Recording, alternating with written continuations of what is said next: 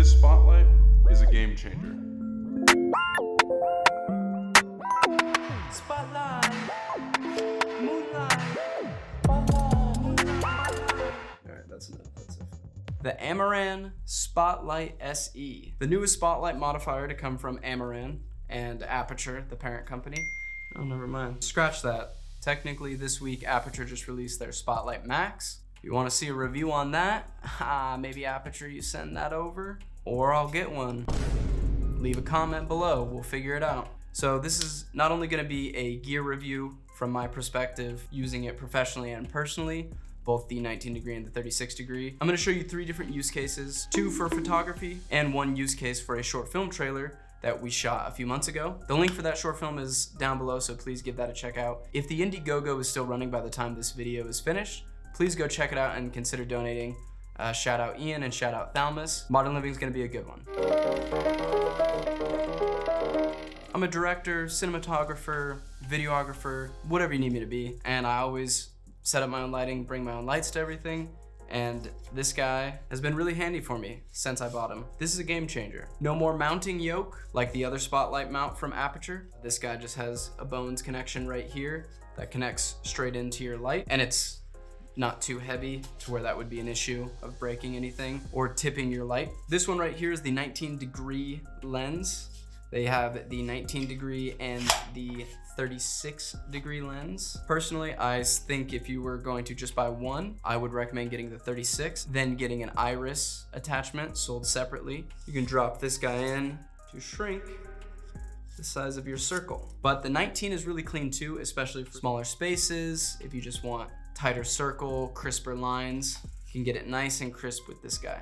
All right, so first off, what is a spotlight? Obviously, we all know the term. We've all seen them before, but what does it actually do? The main purpose for getting a spotlight mount is to allow you to manipulate the direction and intensity of light and illuminate your subjects in a more specific and a more targeted manner. And obviously the classic visualization and aesthetic of a spotlight. You want to look like you're on stage at a show, you got the top down light, or maybe a street lamp overhead in your noir film, you got the spotlight top down. It's a cool look and it can create a really interesting effect, especially for like a music video or a stylistic photo shoot. This spotlight mount also includes barn doors, so you can cut and shape the light differently from 4 different points. The barn doors or the iris can help with focusing the light, cutting out spill, and getting a more direct target on your subject. In addition to creating the spotlight beam that you see in movies or music videos, the spotlight can also be really useful to amplify your lights. You can amplify your light's intensity by shooting the spotlight light through a polysilk or a shower curtain or anything for your diffusion,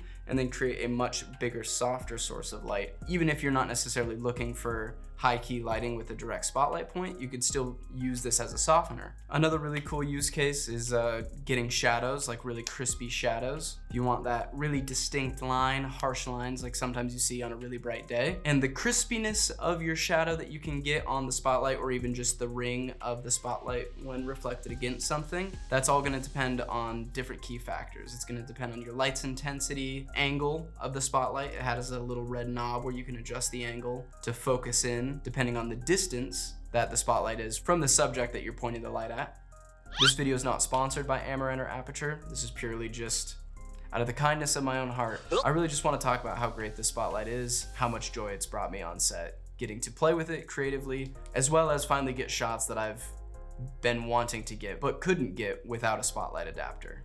All right, so the first use case, we're gonna take a look at a studio photography shoot. This photo shoot, we were really looking to capture the essence of the spotlight mount and what it can do in the more traditional sense when you think spotlight photography. All right, we're here in the studio today with Stella. Hey.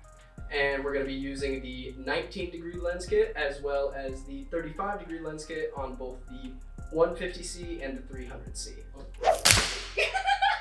So when shooting here with Stella, we tried a lot of different things, specifically some top-down shots with the God ray beam or the spotlight beam, whatever you want to call it. We did some top light or high angle pointed down spotlight beams using some haze and fog to try to get that to show up more in the photos, to be able to see that light beam. Then I used the RGB capability on my 300C and 150C to get some dual spotlight action with a little bit of color contrast. A fun way to use color in your photos and really just show off that strong saturation. We also wanted to highlight the use of the gobos. That's these little discs right here that you can slide into the spotlight mount to get this shape projected through shadow. Gobo stands for go-between because it goes between the light source and the lens, probably. Don't fact check me on that, but it's a gobo. That's what they are. Now the spotlight comes with a bunch of these.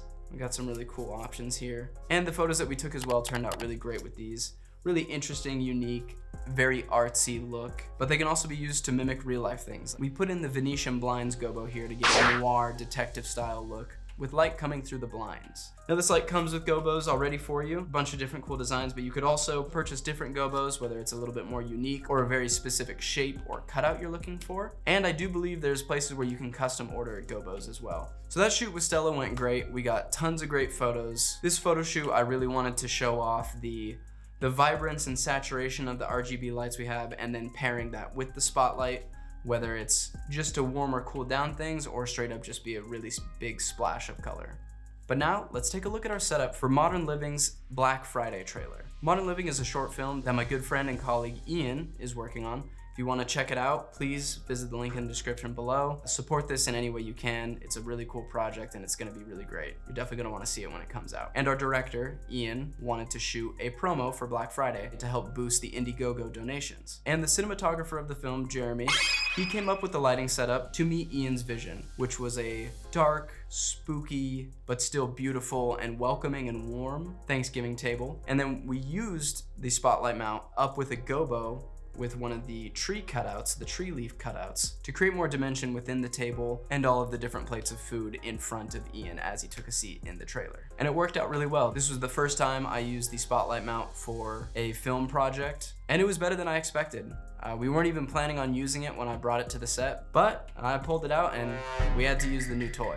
Now for the third use case, it's over with Alize. We did another studio photo shoot, again with the goal to really emphasize the spotlight and to show as many interesting and creative looks you can get while just using the Amaran Spotlight SE mounts. And here we went for a more moody, high-key, sharper feel, a little bit more dramatic, a little bit more edgy. Some of these we did in black and white, most of which we did without color, with some crispy shadows for a lot of these photos you see here, and I think they turned out great. Working with the Spotlight SE has been honestly amazing compared to other Spotlight mounts that I've rented in the past or used in the past. One, it's obviously more affordable, so it's a much easier purchase for me to make without even really questioning it, and the fact that it's built for the lights that I use on a daily basis, which is the Amaran 300C and 150C. That was also very convenient for me, and the fact that it's just a Bowen's mount, super useful. If you're gonna be using the spotlight mount with any intensity above 20 to 50% on your lights, definitely be using gloves when you're taking it off, as it does heat up and get really hot. You gotta be careful with that, especially if you're running 100% sliding gobos in. You definitely wanna be wearing gloves or some sort of protective gear for that. Overall, I think this is probably one of my favorite lighting modifiers I've ever bought, but I'm definitely gonna be using this on a regular basis. Again, even if it's not getting traditional spotlight looks, just using it as an amplifier for my light source, making a clean, soft lighting for a whole space with just one light, or using it for interviews as hair light. It's got a lot of uses, and again, it's extremely affordable. For just under $300, it packs a punch, especially if you're already using Aperture, Amaran lights, or other lights with Bowen mount points. If you've been interested in purchasing a spotlight mount or ever thought about getting one, I would definitely recommend starting here. All right, well, I hope that wasn't too much of a rambly mess. Thanks for watching. If you stayed this long, I really appreciate it. And I want to focus more on things like this in addition to short films, memes, and any other projects that are going to be released on here. Please let me know if you like this or if you found it interesting at all. Love to hear feedback, and let me know if there's anything you want me to talk about next. All right, thanks again, everybody. Feel free to leave any questions, comments, concerns in the comments, as well as smash that like button. Feel free to subscribe if you want to. I'm supposed to say hit the bell, but I don't really ever hit the bell, so I don't think I can really tell you to hit the bell. That just wouldn't be morally right, I think. And yeah, feel free to roast me in the comments if this was not it. You know, if I need to go back to making dumb skits or memes. I'd like to do more behind the scenes serious videos like this, if you guys like it.